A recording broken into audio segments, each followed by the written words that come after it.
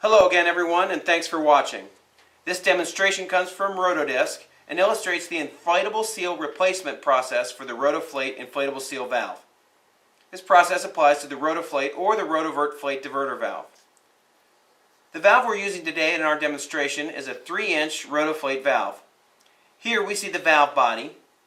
This is the dome. This is the seal retainer plate. Start by disconnecting the pneumatic tubing to the seal retainer plate and then removing the cap screws that secure the retainer plate to the valve body.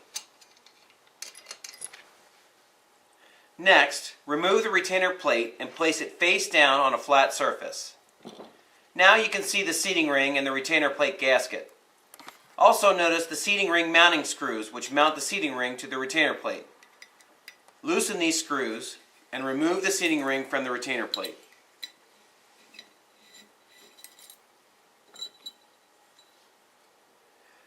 Now you can see the inflatable seal and the air diffuser. Note the placement of the two retainer plate O-rings. This is the inside O-ring and this is the outside. Now remove the air diffuser by manipulating the seal like this.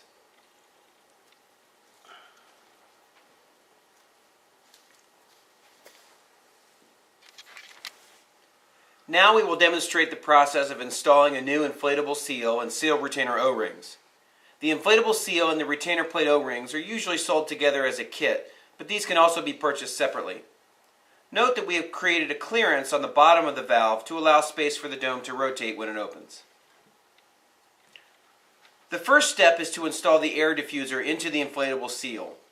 Make sure that it is oriented with the rounded edge towards the larger diameter section of the seal and the recessed groove towards the smaller diameter section.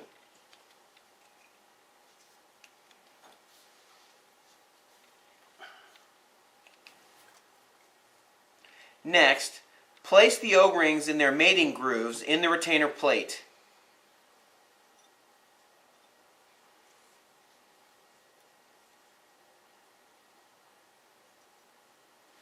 Now, turn the inflatable seal with air diffuser upside down and place them into the retainer plate, checking that the seal sits evenly in the mating grooves.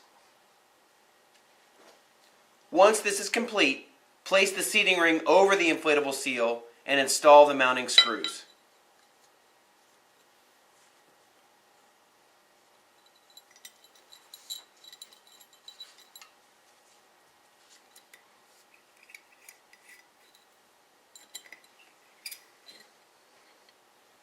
Before placing the retainer plate onto the body, ensure that the retainer plate gasket is aligned with the flange mounting holes and is centered around the body bore.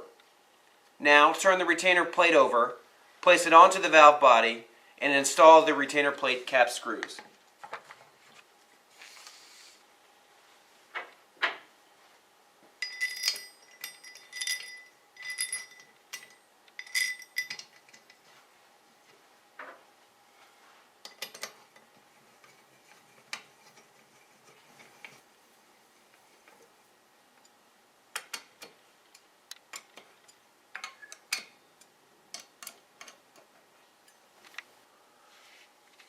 To verify that the seal is installed properly, rotate the valve to the full open position and confirm that the rotation is smooth across the entire stroke.